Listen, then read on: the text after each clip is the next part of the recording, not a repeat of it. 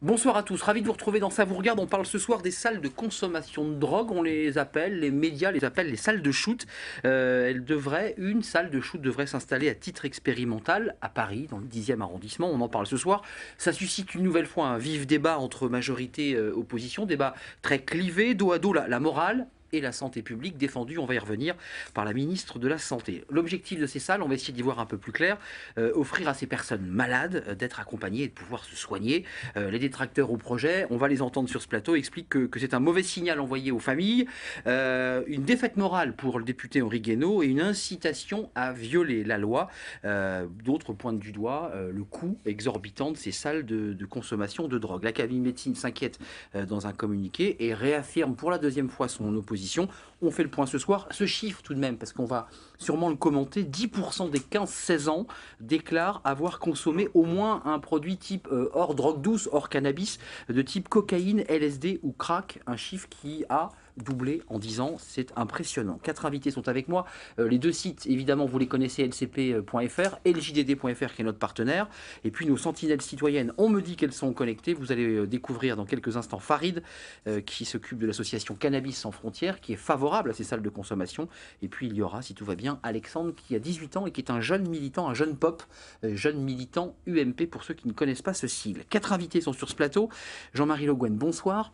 Vous êtes député socialiste, médecin par ailleurs, en pointe sur ce sujet des salles de consommation, adjoint au maire à Paris en charge des questions de santé publique, des relations avec la PHP pour être précis.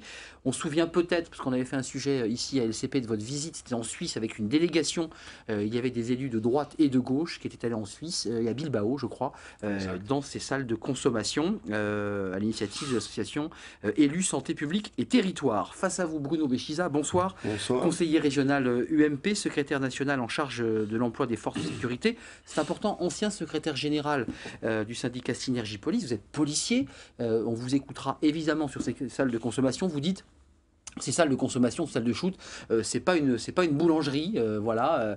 On reviendra évidemment sur votre expression et vous êtes évidemment opposé à l'installation de ces salles de consommation à titre expérimental. Et puis sur ce plateau, deux experts nous ont rejoints.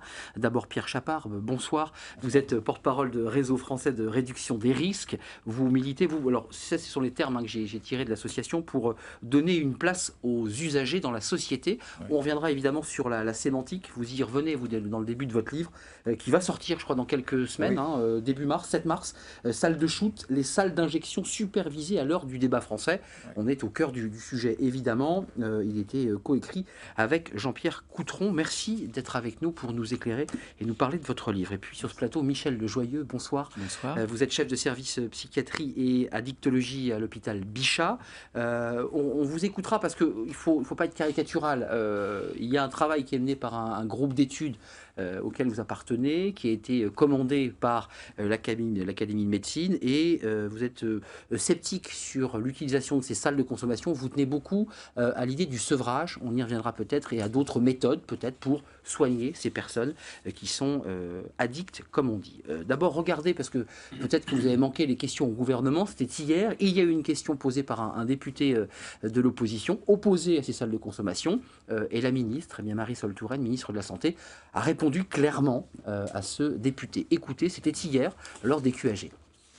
Vous prenez le risque d'aggraver la toxicomanie par la banalisation de la drogue, dispensée sous supervision de l'État, 1 million d'euros le fonctionnement par salle de shoot, et premier pas vers la légalisation. Le gouvernement fait le choix d'une politique de dignité, parce que les personnes concernées sont les plus précarisées et les plus marginalisées. Le gouvernement fait le choix d'une politique de santé publique pour accompagner et soigner. Et le gouvernement fait le choix d'une politique de sécurité pour que les voisins ne soient pas gênés, que les enfants ne soient pas gênés par la présence des seringues dans la rue. Alors, monsieur le député, vous faites le choix de l'idéologie, nous faisons le choix de la santé publique. Voilà, ça c'est le débat politique dans l'hémicycle. Jean-Marie Le Guen, vous êtes député socialiste, vous défendez ce projet, vous y tenez, c'est important pour vous ce projet expérimental, il faut le rappeler. Qu'est-ce que vous dites ce soir aux détracteurs, à ceux qui nous regardent, qui ont des doutes, qui disent que finalement c'est une manière de violer la loi, c'est d'inciter finalement les toxicomanes à continuer à prendre de la drogue et à transformer l'État en dealer. Qu'est-ce que vous avez envie de leur dire ce soir ? De ne pas être dans la caricature, mais d'être tout simplement dans le pragmatisme, de regarder ce qui se fait autour de nous, d'écouter ce qui se dit, d'accepter l'expérimentation, de ne pas avoir peur, de ne pas agiter les peurs, mais tout simplement avec nous. Et moi, en tant qu'adjoint au maire de Paris, j'ai toujours essayé de rassembler toutes les composantes politiques pour essayer d'avancer vers une réflexion sur une réponse particulière à un problème particulier, parce que il s'agit absolument pas de traiter le problème de la toxicomanie en général, qui est un problème majeur dans notre société, qui mérite beaucoup plus vaste et qui mérite évidemment d'autres interventions. Mais là, c'est pour venir aux besoins de santé d'une petite partie des toxicomanes, qui sont ceux qui sont les plus dégradés, les plus marginalisés, qui sont des injecteurs, comme l'on dit, ou en tout cas qui consomment des drogues extrêmement dures, qui sont souvent dans des situations sociales absolument catastrophiques. En gros, à la rue, ce ne sont plus des gens qui travaillent, ce ne sont plus des gens qui ont des logements, ce sont des gens qui sont à la rue, qui ont des squats, qui... Bon, et qui, dans ce qu'on appelle des scènes ouvertes, c'est-à-dire dans des lieux que chacun connaît tous les jours, ça donne à des injections, au vu et au su de tout le monde, depuis des années, et pour lequel, pour l'instant, il n'y a pas de réponse adaptée, à la fois pour eux-mêmes, mais aussi pour la population alentour. Voilà, c'est une réponse pragmatique, c'est une volonté expérimentale, c'est basé sur des études scientifiques, ça a l'appui notamment du rapport de l'INSERM, qui est notre institut de recherche en santé et en médecine. Voilà, c'est simple, et pour le reste...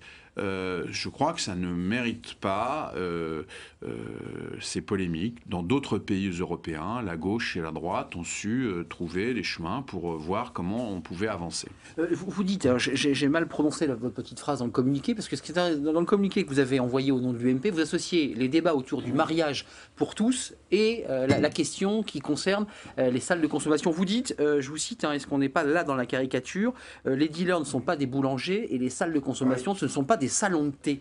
Vous n'y allez pas. Non, parce que ce ne sont pas des salons de thé. Il a bien raison, M. Béchiza, de dire ça. Il n'y a absolument aucun risque que ce soit un salon de thé. Si vous le permettez, M. Ardouin, hier, le Grand Quotidien, qui a fait un grand article là-dessus, a sorti une photo, on avait l'impression d'être chez Ikea.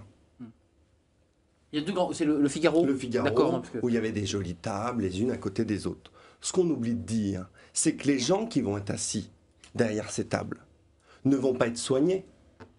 Ils vont eux-mêmes s'injecter du poison mortel. Non.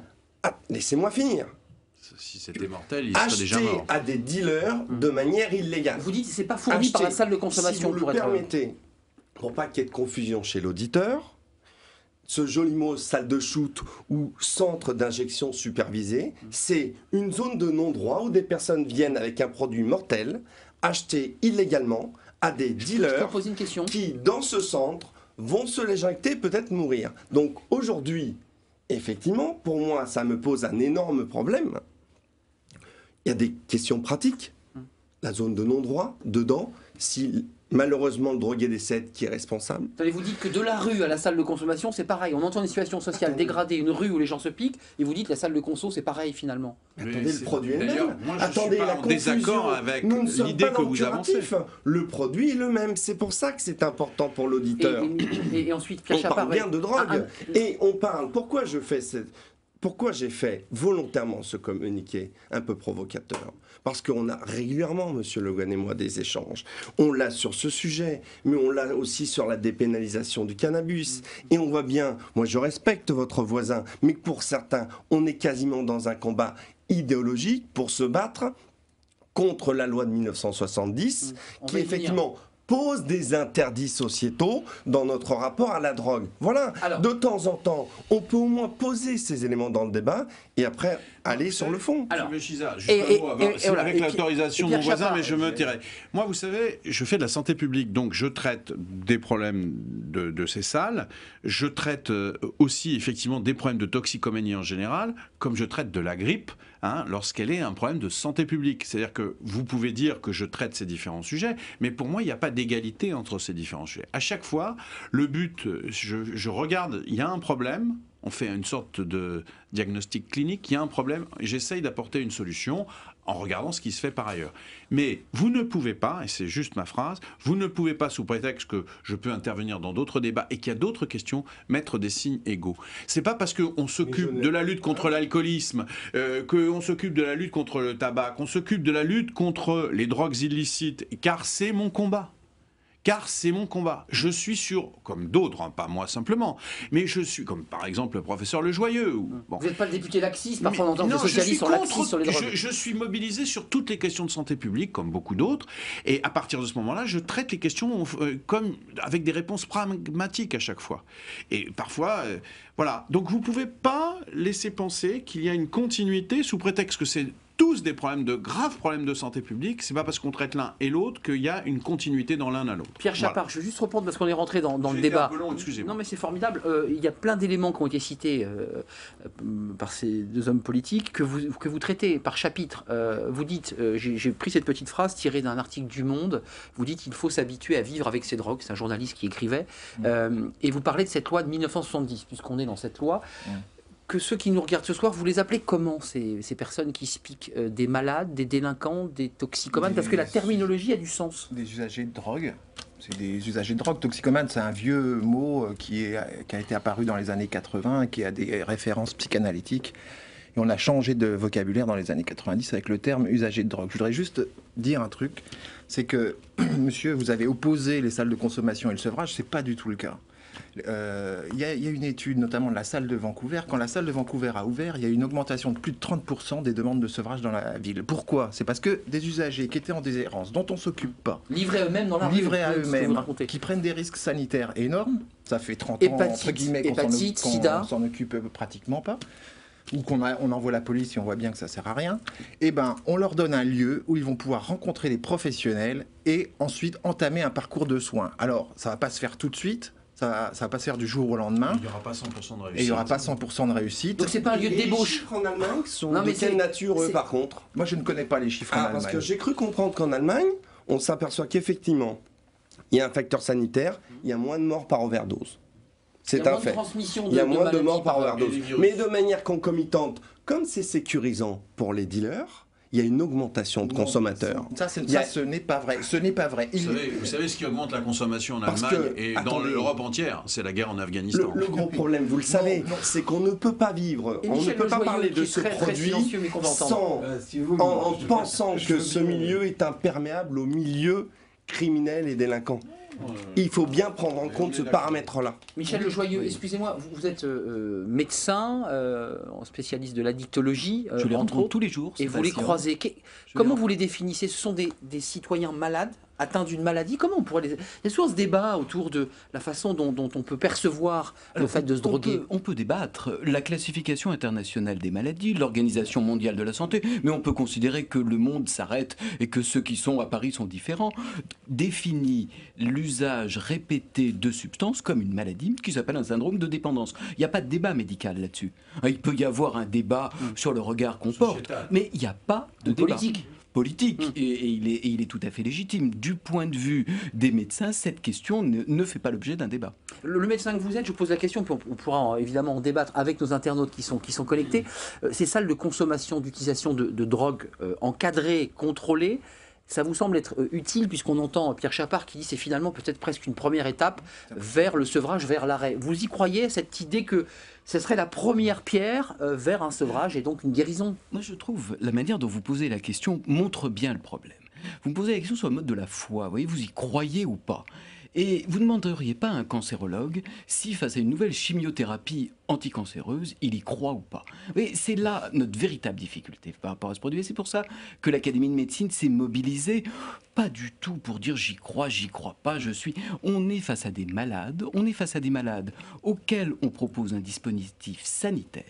Et nous trouvons, que l'évaluation pour l'instant de ce dispositif n'est pas suffisante et qu'il faut se donner. Oui, il faut pas refaire. On reproche aux professeurs de médecine d'avoir laissé passer une fois le Mediator, une fois Diane, de s'être emballé dans une généralisation d'un truc dont on se disait tiens c'est formidable. Méfions-nous au plan méthodologique. Il me semble que le regard scientifique vis-à-vis de ces dispositifs ne doit pas être du tout un regard de j'y crois pas. Pas hostile, mais prudent. Prudent, vigilant, extrêmement précis. Et d'ailleurs, cette question est débattue dans chacun des pays. Et je crois qu'il faut faire attention, j'allais dire, à ne pas opposer ceux qui seraient pour ou ceux qui seraient contre et à les frapper les uns ou les autres d'anathème. On est face à des populations fragiles. Par exemple, certains pays ont dit c'est une folie que d'injecter des substances potentiellement contaminées. Faisons le choix de l'héroïne médicalisée. Donc encadré, géré par l'État. Voilà. En quelque sorte. Et rappelons-nous quand même, juste un mot, qu'aujourd'hui, ces personnes-là, moi je les reçois aux urgences. Ils viennent à l'occasion d'un traumatisme, à l'occasion d'un problème social. Et nous leur proposons une substitution. Donc aujourd'hui, Subutex, il n'y a pas de débat sur la méthadone, sur le Subutex. L'ensemble du corps médical est d'accord. On a un consensus et dans toutes les structures, par exemple de l'assistance publique, ça se fait. Mais ce que l'incitation que les scientifiques font et que les professeurs de médecine ont envie d'envoyer, c'est vraiment la prudence, la vigilance. Méfions-nous des protocoles promus par ceux qui les défendent en disant voyez ce qu'on a fait, c'est formidable. On sait que expérimentation et diagnostic en tout cas. Et il faut, et je terminerai là-dessus, que cette expérimentation, on se donne les moyens de se dire dans 3 mois qu'on ait une potentialité de réponse négative. Alors juste, Farid est connecté et vous allez reprendre la parole. Je donne la parole Bruno Béchiza parce que je vous entends sur la fameuse loi de 1970 parce qu'elle vient de créer comme ça un phénomène de lutte contre des délinquants et là on parle sur ce plateau des personnes malades. Juste Farid, allez-y et vous allez répondre Bruno Béchiza. Farid et je vais entendre Alexandre, vous êtes dans le débat, vous avez tout entendu. Vous vous situez comment Farid? Vous aussi, vous souhaitez ces salles de consommation? Pendant 10 ans dans le nord de Paris, de 95 à 2005, rue de Tombouctou. Et c'est vrai que c'était assez choquant pour moi de rentrer chez moi parfois et de voir des junkies se shooter au niveau de là où on rangeait les poubelles. Ça, c'est vrai que ça me paraissait très dangereux. Alors, d'entendre M. Béchiza nous dire qu'il a peur de voir des overdoses dans ces salles d'injection, ça me fait un peu mal quand même, parce que j'estime que ces salles d'injection supervisées sont un moindre mal, et en effet, comme vous venez de l'aborder, j'estime qu'il faudrait même aller plus loin et regarder ce qu'on fait en Suisse, ce qu'ils ont fait en Suisse, c'est-à-dire distribuer de l'héroïne médicalisée afin de sortir l'héroïne de la rue et de sortir l'héroïne de la main des dealers pour enfin les redonner aux praticiens qui ont la connaissance. Merci Farid. Vous avez trois choses importantes que vous avez dit. Il y a la relation au quotidien finalement quand on rentre chez soi et qu'on voit des toxicomanes, c'est choquant. Alexandre, dites-nous, jeune pop, 18 ans, ça vous choque ce débat? Vous êtes vous de plein pied, vous êtes jeune évidemment, on parle de ces jeunes de 15 à 16 ans qui pour 10% d'entre eux prennent des drogues dures. Vous pensez que c'est une bonne piste, ces salles de consommation? Déjà, je vais vous dire que je connais ces jeunes.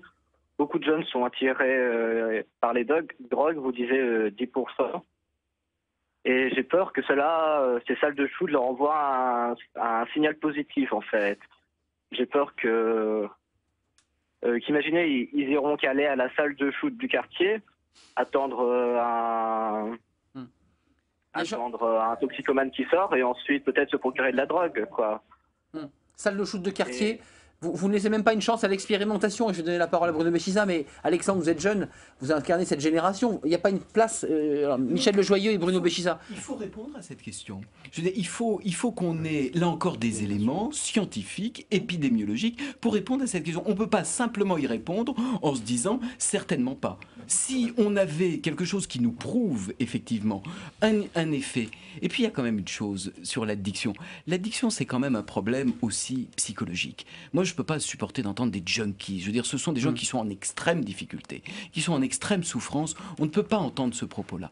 Et ce qu'on sait quand même depuis toujours, c'est que l'addiction, ils ont besoin d'informations, de paroles, de relationnel. Et il y a un peu l'illusion de se dire qu'une fois que la substance est fournie, et ben finalement tout sera réglé. Pierre Chapard et Bruno Béchiza, sur la question de la banalisation, parce que c'est un peu ce que nous dit Alexandre. On banalise tout à l'heure. Depuis le début de ce débat, j'ai l'impression que la salle de shoot va être sur Mars. Il n'y a pas de quartier, il n'y a pas de personnes qui vont emmener le produit nocif, il n'y a pas de voisins, il n'y a pas d'application de la loi, parce que moi depuis 8 mois j'ai Manuel Valls sur tous les plateaux télé qui nous donne des coups de menton en disant il n'y aura pas de zone de non-droit. Ben voilà, ce seront des zones de non-droit où la loi française ne s'appliquera pas. J'ai des vraies questions, vous voyez, je suis très mesuré, même si c'est un ton un peu latin. c'est des questions. Jusqu'où? Quel est le périmètre où le dealer a le droit d'emmener sa dose? Vous êtes responsable d'un syndicat de police, vous l'avez été. Vous l'avez été. Pourquoi vous intervenez pas tous les soirs aux endroits dont on parle, le monsieur, rue de Tombouctou, ou à d'autres? Pourquoi vous les laissez faire systématiquement? Vous êtes tellement taquin avec les téléspectateurs que vous savez. La réponse. À titre personnel, j'étais justement lieutenant et je travaillais sur un secteur très particulier que vous avez connu aussi. C'était la rotonde Ledoux, à l'époque où vous avez toutes les personnes qui étaient usagers de crack et qu'on voit quel est l'état de dégradation physique de ce type d'individu. Mais là encore... Et pas simplement physique, vous en serez d'accord. Mais là encore, on ne peut pas... Et de temps en temps, pour ça que je vous disais des interdits, je parle justement, comme vous avec mon vécu, on ne parle pas, ni vous ni moi, comme des livres. Et c'est pour ça que je dis que ces salles de shoot, telles qu'elles sont présentées aujourd'hui, demain, on en fait un univers hospitalisé avec une dimension curative. On pourrait voir, tel que c'est présenté aujourd'hui, pour moi, c'est un signal positif, non seulement pour les filières mafieuses, je le répète, ça fait tomber des tabous. Pas le droit de dire ça. Mais enfin... Pierre Chappard, et attendez, moi je veux bien, mais attendez, Pierre Chappard, j'ai beaucoup parlé, mais là j'en ai fait un certain temps que je n'ai pas répondu. Alors, est-ce que vous avez été élu? Et je donne la parole à Jean-Marie Le Guen je ne suis pas parisien, monsieur Le Guen. Parce que je reconnais que le temps de parole, pour l'instant, n'est pas en faveur de Jean-Marie Le Guen. Pierre Chappard, et ce sera Jean-Marie Le Guen. La loi de 70, la banalisation, comment vous répondez à tous ces arguments et l'expérimentation? Votre question est absolument passionnante et vous nous inviterez à un moment pour parler de la loi 70. Mais la loi 70, c'est une bombe, je dis ça, c'est une bombe dans notre société en réalité, voire dans le monde entier. C'est-à-dire que le monde entier est aujourd'hui sous la domination des trafics de stupéfiants. Si nous sommes au Mali aujourd'hui, c'est parce qu'il y a du trafic de stupéfiants. S'il n'y avait pas eu l'argent du trafic de stupéfiants, jamais les terroristes n'auraient eu les moyens de se regrouper et de s'armer. Si nous parlions, si aujourd'hui le problème de l'Afghanistan continue, c'est parce que le pouvoir en Afghanistan laisse se développer le développement de l'héroïne, etc., etc., etc. S'il se passe ce qui se passe aujourd'hui au Mexique avec des dizaines de milliers de morts, c'est parce qu'il y a... Alors, c'est un problème, donc, vous imaginez bien, totalement majeur. Mais excusez-nous, on va pas pouvoir, en 2 minutes, enfin, moi, je m'en sens pas la capacité... Résumé, là, quand même. Ah ben, je pourrais continuer. S'il y a autant de violence en France, s'il y a autant de violence aux États-Unis, si aujourd'hui le mythe américain n'a pas progressé, si le projet éducatif des États-Unis depuis les années 60 a régressé, les études ont été montrées, c'est à cause de la consommation du crack. Donc, si vous voulez, c'est des problèmes absolument majeurs qui viennent... très lié à notre sujet, Jean-Marie Le Guen. Non, mais je n'arriverai pas à traiter cette question. Moi, j'ai un petit esprit. Je n'aurai pas la capacité de traiter cette question absolument considérable pour lequel vous nous inviterez dans quelques semaines à traiter. Là, on est sur les salles de conso et on ne peut pas partir de la géopolitique mondiale pour arriver à ce qui se passe dans tel arrondissement de Paris. Pour vous faire une confidence, c'est parce que c'est un chapitre du livre de Pierre Chappard et il y consacre un bon petit moment. Je m'y suis bien penché, je l'ai bien lu et vous dites effectivement que ça pose quand même un certain nombre de problèmes parce que si on considère que l'usager est un délinquant, on ne peut plus le traiter comme un malade. Donc c'était un peu pour ça. Le Guen a refusé tout à l'heure les ponts que j'ai faits, il y a quand même des liens. Les tenants de ces salles de shoot sont bien souvent ceux qui accepterait soit une dépénalisation, soit une légalisation. Excusez-moi, je vous laisse la parole. Non, Pierre Chappard, éclairez-nous, essayez de nous convaincre, parce qu'on voit évidemment un certain nombre de nœuds de blocage, à la fois des scientifiques, mais aussi de ceux qui peuvent incarner la loi. C'est pas des blocages, monsieur. Non, on nous reproche, pardon, on nous reproche un manque de prudence de temps en temps. Et on sait nous le reprocher sur certains dispositifs sanitaires. Dès qu'on est sur un dispositif sanitaire, la prudence n'est pas un blocage. Non, mais c'est effectivement, revenons à la sémantique et revenons à Pierre Chappard. Vous dites quoi pour convaincre ceux qui nous regardent et qui auraient des hésitations et des doutes? Je vais peut-être pas parler de la loi de 70. Non, il ne faut pas en parler. Ça déjà, premièrement, je ne veux plus en parler. Premièrement, c'est un sujet merveilleux, mais faites une heure de débat là-dessus. Il faut consacrer un livre. Voilà. Dites-nous, pourquoi vous militez pour cette salle de consommation? Il y a plusieurs trucs que j'ai entendus. En fait, déjà, ces salles de consommation, je suis désolé, mais on ne consomme pas que de l'héroïne. C'est pas comme les programmes d'héroïne médicalisée, ça n'a rien à voir. On consomme ce que l'on veut? Ça dépend des salles de consommation. On peut consommer de l'héroïne, on peut consommer de la cocaïne, on peut consommer du crack, parfois des médicaments détournés de leur usage. Ça dépend des salles de consommation. Et ben, c'est les règles de la salle. C'est le règlement de la salle qui détermine tout ça.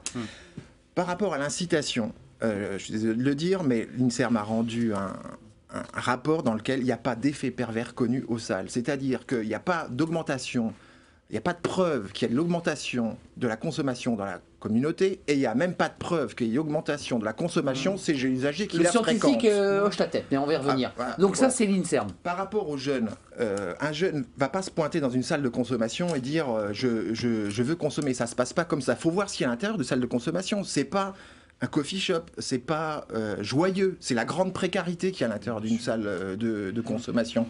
C'est fait pour ses usagers. De plus, quand un usager arrive, il va pas aller se piquer n'importe où dans la salle de consommation. Il est pris en charge. Il est pris en charge. Il y a un premier entretien.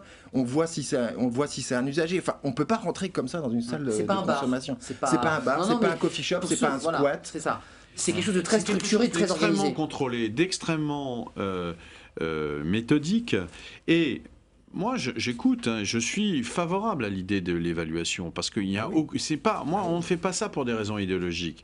Je sais simplement, et c'est là où on est un peu choqué quand on entend un certain nombre de gens nous dire ça va attirer des jeunes qui vont passer par là. Enfin, ça n'a absolument rien à voir. On est dans des endroits, avec des populations qui sont des gens extraordinairement cassés.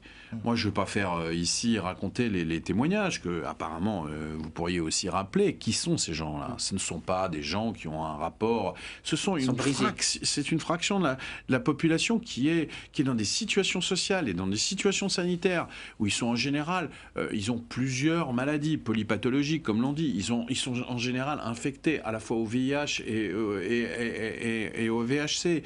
À l'hépatite C. Et donc, ce sont des gens qui ont en général, il y a un taux de prostitution qui est extrêmement élevé. Mais dans la prostitution, absolument. Mais dans la prostitution, ce sont des gens qui sont, si j'ose dire, si je dois faire des gradations, tout en bas de l'échelle.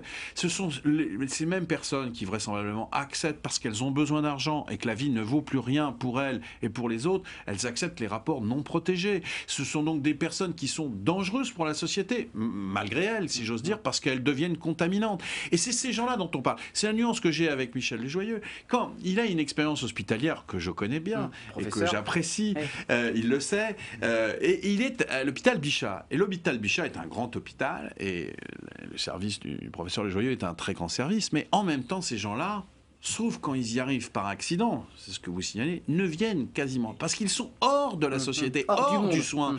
Et c'est à ces gens-là dont on parle. On ne parle pas du jeune pop de passage. On ne parle pas... Bon, voilà. Alors, par ailleurs, qu'il y ait des problèmes de toxicomanie dans notre société, dans la jeunesse, je ne peux que le constater absolument. C'est un fléau. Par les chiffres que j'ai donnés tout à l'heure, on a l'impression qu'il y a une recrudescence bien sûr, moi je ne veux pas polémiquer, mais l'augmentation des chiffres ces 5 dernières années est absolument terrible. Bien sûr. Michel Desjoyeux, il y a l'aspect sanitaire. Deux choses, il va falloir que M. Guen revienne dans nos urgences de Bichat pour voir qui y passe et qui y passe au quotidien. Il y a une urgence, c'est une urgence d'évaluation. Ce que vous dites, toutes ces questions que vous pointez, nous n'avons aujourd'hui aucun article scientifique. Ce rapport de l'INSERM cite des études internationales, parce que nous n'avons aujourd'hui aucun article. Ça n'existe pas en France, on ne peut pas avoir d'études françaises. Non, mais on pourrait tout à fait avoir, quand vous parlez des effets sur la précarisation psychique, précarisation sociale, nous voudrions et nous appelons de nos voeux depuis très longtemps une évaluation du nombre, de la fréquence, des caractéristiques sociologiques. Aujourd'hui, il faut quand même le dire, on a des observations très incomplètes, aucune épidémiologie, Pourquoi il y a débat comme ça? Pourquoi est-ce qu'on s'oppose une opinion à une autre? Parce que nous n'avons pas en amont de cela un tableau de bord. Bien sûr. En France, il n'y a pas de science. En France, il faut ce tableau de bord, d'où l'expérimentation. Excusez-moi, professeur. Non, cher monsieur, parce que l'expérimentation qu'on peut discuter ne va pas nous donner une évaluation des taux de prévalence. On aura encore des gens qui vont nous dire ça fait augmenter la toxicomanie d'un côté, et d'autres qui nous disent c'est formidable, ça l'a fait baisser. Mais la réalité, c'est que nos chiffres de base... Moins d'overdose en Suisse et moins de VIH, si je peux me permettre. Ce que veut dire le professeur Michel Desjoyeux, c'est que tout l'argent qui a été dépensé pour la lutte contre la toxicomanie depuis des années et des années ne l'a quasiment pas été dans la lutte contre les addictions au plan médical. Prenons un exemple. Aujourd'hui, le peu d'argent qui a été inséré l'a été grâce à une idée que j'ai fait avancer avec d'autres. Au moment où on a rendu les jeux, les jeux de hasard sur Internet, on a réussi à mettre une taxe, et cette taxe vient donner de l'argent au service du professeur Le Joyeux. Je schématise un petit peu, et on est d'accord.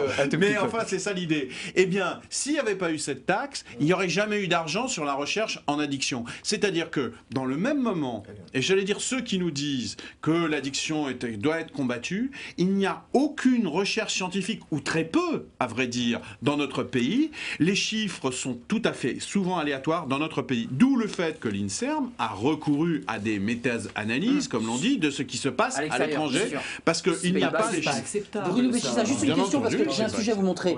Il y a la méthode des salles de consommation, on va voir dans un instant la question du sevrage. Est-ce que, par exemple, je n'ose pas parler de la loi de 70, le Subutex, la méthadone, les produits de substitution dont parlait le professeur, vous semble être la bonne filière? Quelles sont les propositions alternatives, au-delà de la critique? Là encore, les mêmes étaient contre toujours.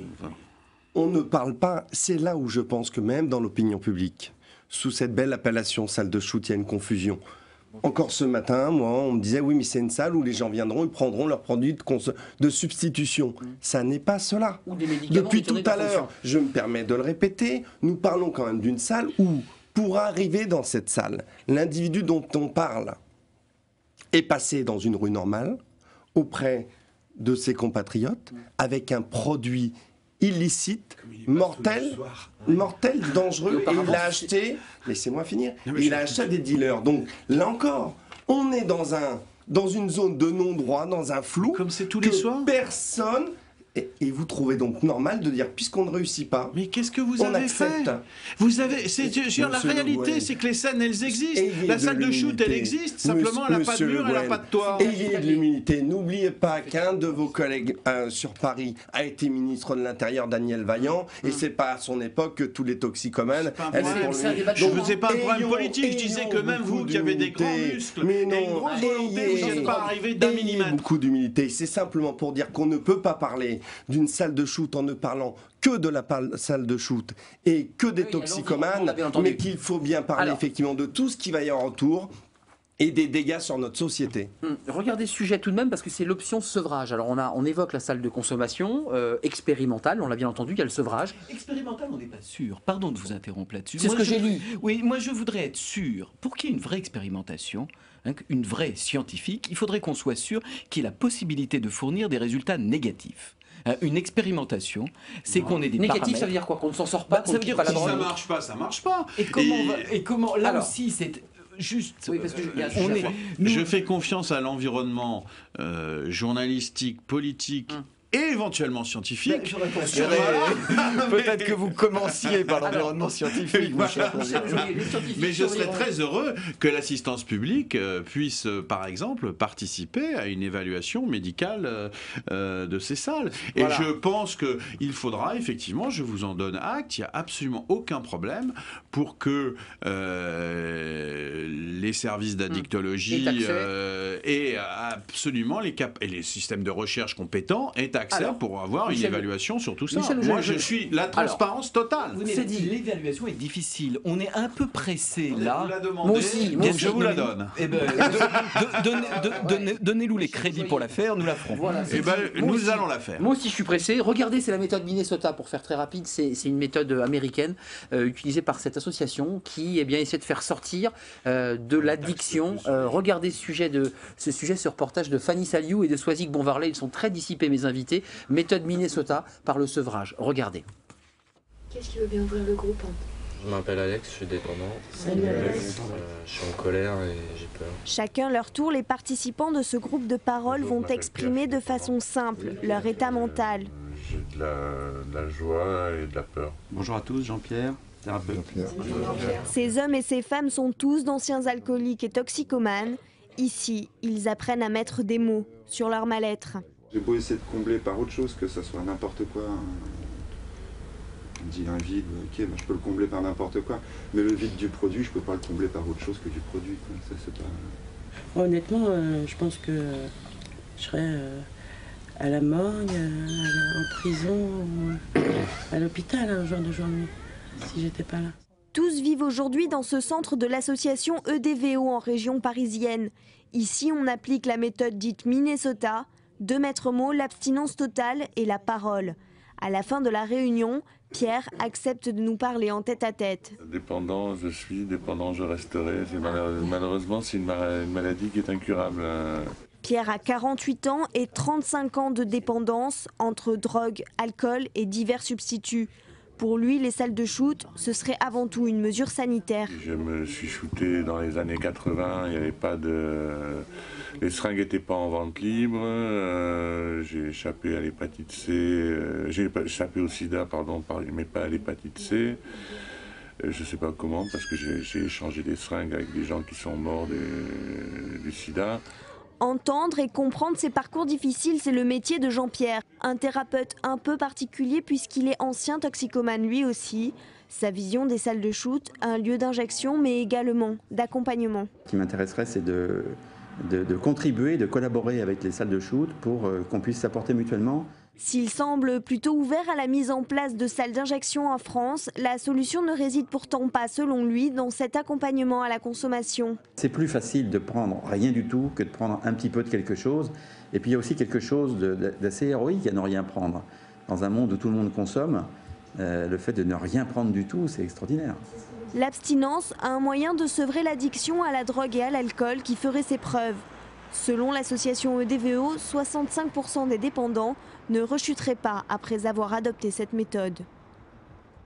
Voilà, débat et reportage passionnant, parce que Jean-Marie Le Guen, on parlait et continuait à débattre sur ce sujet passionnant. Je voulais juste entendre Farid et Alexandre. Question simple, Farid, Alexandre, puisqu'on vient de voir un modèle, le sevrage, avec des personnes, des patients, des malades qui s'expriment, ils sont en colère, ils veulent s'en sortir, c'est une souffrance terrible. Quel modèle vous semble le mieux, puisqu'on parle des salles de consommation, on parle du sevrage, il y a peut-être le soutien psychologique, peut-être certainement et sûrement. Dites-moi Farid, comment vous regardez cette question-là? Ben moi, écoutez, je vais être cash. Si on veut vraiment aller vers l'abstinence, il faudrait aussi interdire l'alcool, parce que l'alcool, c'est peut-être le premier passage vers toutes les autres drogues.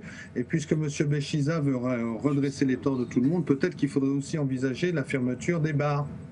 Bon, ben voilà, on interdit tout ce qui de près ou de loin. Et Alexandre, notre jeune pop, et Pierre Chamard qui va répondre ensuite, Pierre Chapard qui va répondre. Alexandre, dites-nous, est-ce que les modèles s'emboîtent ou est-ce qu'il faut en favoriser un en particulier? On parle ce soir des salles de shoot, mais on ne parle pas déjà des structures qui sont déjà établies. Est-ce qu'il y a déjà un problème au niveau de ce qu'on fait aujourd'hui ou faut-il passer à un autre niveau? Merci Alexandre. Je prolonge votre question. Pierre Chapard, on entend là chez Alexandre. Il existe déjà des choses. Pourquoi rajouter en plus une structure de type salle de consommation? Monsieur Le Guen l'a dit au début, c'est-à-dire que ça vient résoudre un problème particulier qui pour l'instant n'est pas pris en charge. Lequel? Excusez-moi pour être très explicite. Le problème de la consommation d'usagers dans l'espace public qui sont en grande difficulté, en grande précarité et qui prennent des dangers par rapport aux meilleurs choix. Sevrage par exemple. On sait combien ils sont? Oui, à peu près. Combien? À peu près. Si c'est on aussi important, c'est normal qu'on ait des chiffres à peu près. Non, mais alors non, vous avez raison et je vous ai donné acte, et non seulement ça, mais vous le savez d'ailleurs, je suis très en faveur du fait qu'on développe de la recherche épidémiologique en santé publique sur les problèmes de toxicomanie. 1. 2. Les chiffres qui sont donnés approximativement, et là je parle sous votre contrôle à vous deux, peut-être M. Béchiza aussi, les héroïnomanes en région parisienne, pour prendre ça, la région parisienne on va dire 12 millions d'habitants, les héroïnomanes à peu près 100 000 personnes. 100 000 en France. En France. Donc ça doit être 30 ou 40 000 à Paris, parce que, enfin, en région parisienne. Mais vraiment... oui, non, mais attendez, le chiffre, à peu près ça, on est d'accord? Vous vous rendez compte qu'on soit à peu près sur... Vous avez raison. Vous vous rendez compte, par exemple, quand il y a eu un cas sur 150 000 d'effets latéraux du vaccin contre l'hépatite, tout s'est arrêté. Là, on est 100 000, peut-être 200 000. Il y a une urgence là à l'évaluation. Vous avez raison. Et donc, non, mais c'était pour donner des ordres de grandeur à nos spectateurs. C'est-à-dire que si on pense qu'il y a 14 millions d'habitants, il y a environ peut-être 20 à 30 000, et vous avez raison de dire que c'est scandaleux qu'on ne sache pas, qu'on n'ait pas fait les études. Peut-être que ma mémoire devrait être plus précise au moment où je vous parle. Mais et les personnes concernées là, c'est 1/10 de ces personnes héroïnomanes. C'est-à-dire, ce sont des gens, et des héroïnomanes, vous en avez dans le 16e arrondissement, vous en avez dans les locaux de telle ou telle entreprise. Et puis, vous avez des gens qui sont descendus parce qu'ils étaient eux-mêmes déjà très bas, ou parce qu'il y a une polypathologie, ou parce qu'ils sont au bout de leur toxicomanie, et ils sont descendus, ils sont à la rue. Pierre Chapard. Voilà. Et c'est ces gens-là dont on parle. Juste sur la question, et je vais entendre Michel Lejoyeux, mais sur le fait que les modèles s'emboîtent, le sevrage, l'aide psychologique, les salles de consommation, est-ce que ces modèles doivent s'emboîter pour répondre, j'allais dire, à tous les besoins, si je peux m'exprimer ainsi? Et oui, il faut que les usagers aient le plus de choix possible pour pouvoir rentrer par différentes portes d'entrée dans le soin. Pour rentrer ou pour sortir? Excusez-moi, c'est important. Pour sortir de la drogue et rentrer dans le soin. Oui, voilà. Oui. D'accord. Pourquoi vous n'êtes pas d'accord? Là encore, la salle de consommation, c'est quoi le projet? Est-ce que c'est le projet d'une consommation? Et là, ce sont des questions. Si ce dispositif est sanitaire, est-ce qu'il doit avoir un temps limité, et qu'on se dise au-delà d'un certain temps, on va passer à une substitution? Oui, ces questions. On a un projet qui est censé être sanitaire, et on n'a pas imaginé n'importe quel objectif dont on dirait, on ne sait pas combien de temps on va le donner, on ne sait pas, on est uniquement dans une... Pierre Chapard n'est pas d'accord avec vous. Mais non, parce que en fait, déjà, il n'y a pas que l'héroïne, enfin, il y a tous les autres produits. On en a notre système est fixé sur l'héroïne. Le tabac aussi? Non, mais on parlait de tous les autres produits, dites tous les autres produits illicites, lourds, graves. La cocaïne, dont l'injection est en augmentation dans les villes françaises. Et ça, on le sait, c'est l'OFDT. Mais qu'est-ce qui vous choque dans ce que dit Michel Lejoyeux, qu'il faut finalement être un peu plus... Non, mais c'est parce qu'on parle d'héroïne tout le temps, d'héroïne, mais les salles de consommation, c'est pas que pour l'héroïne. Ça en fait partie, mais c'est pas que pour de crack, c'est des choses qui sont quand même pas... Très lourdes. Bruno Béchisa, excusez-moi, sevrage, produits de substitution, Subutex, méthadone, qu'est-ce qui vous semble être la meilleure méthode, au-delà de la loi de 1970, ça y est, j'en ai reparlé, qu'est-ce qui vous semble être la meilleure méthode pour faire sortir le malade, le toxicomane de l'addiction? Alors, tout à l'heure, M. Le Guen a crié en disant « Je ne vous parlerai pas de 70 ». Moi, je maintiens, les salles de shoot, malheureusement pour moi, ne s'inscrivent pas dans un dispositif tel que c'est présenté aujourd'hui de sortie. C'est pour ça que vous me voyez si véhément. On a parlé hors antenne tout à l'heure des 133 centres. On entretient, mais on ne sort pas. Mais pour moi, malheureusement, vous voulez que je vous choque? Les salles de shoot, telles qu'elles sont aujourd'hui, et non pas prises en vase clos, mais telles que je le disais, où il y aura des dealers qui, dehors, entretiendront leur supermarché, seront pour moi à terme des salles de mort où des gamins... Donc overdose, où des gens mourront dans ces salles? Bien évidemment. Il n'y a jamais eu aucune overdose dans n'importe quelle salle de consommation au monde. Monsieur, j'aimerais sincèrement que dans 10 ans on puisse se revoir et que si M. Le Guen a réussi à faire passer... Si vous essayez de nous faire croire que la drogue est dangereuse, je vous en donne acte. Mais oui, quand même au moins ce respect à chaque fois de vouloir couper en faisant un effet de manche, simplement pour dire comment aujourd'hui, dans le dispositif proposé, personne ne sait même prévoir si jamais il y a un décès dans la salle, qui est responsable. C'est pas le sujet. Moi, je suis là pour éviter... Ça n'est pas un sujet. On a des individus qui se mettent du poison dans les veines. Je suis désolé, monsieur... D'abord, ne dites pas, n'employez pas ces termes devant nous. La drogue, parce que... ce n'est pas du poison dans les veines, non. Monsieur Le Guen, si c'était ça, il serait mort, monsieur. C'est plus compliqué que vous ne le dites. Bon, l'héroïne n'est donc pas un poison qui est injecté dans les veines. Écoutez, alors, moi, mon but, c'est pas de savoir qui va être responsable éventuellement de la mort. C'est d'éviter que des gens se tuent. Voilà mon problème. Se tuent, que ce soit par la drogue qu'ils s'injectent, que ce soit par les maladies qu'ils attrapent et qu'ils transmettent. Mon problème, il est d'éviter que les gens meurent. C'est pas de savoir qui va être responsable. Excusez-moi de le dire, Michel on n'a pas les mêmes priorités. Pour conclure, Monsieur Le Guen, vous ne pouvez pas dire ça. Santé publique ne peut pas être détachée d'ordre public et vos salles de shoot ne peuvent pas être faites sur la planète Mars. Ça fait 20 ans que l'ordre public, ou une certaine vision de l'ordre public, essaye de nous dire qu'il a les moyens de lutter contre la toxicomanie et elle ne cesse de se développer. Michel Lejoyeux n'a toujours pas un rond pour mener ses études. Pour conclure un petit mot. Ma double inquiétude, elle est d'une sorte de, j'ai dire, un peu d'enthousiasme qui pourrait être excessive vis-à-vis d'une activité aujourd'hui non validée.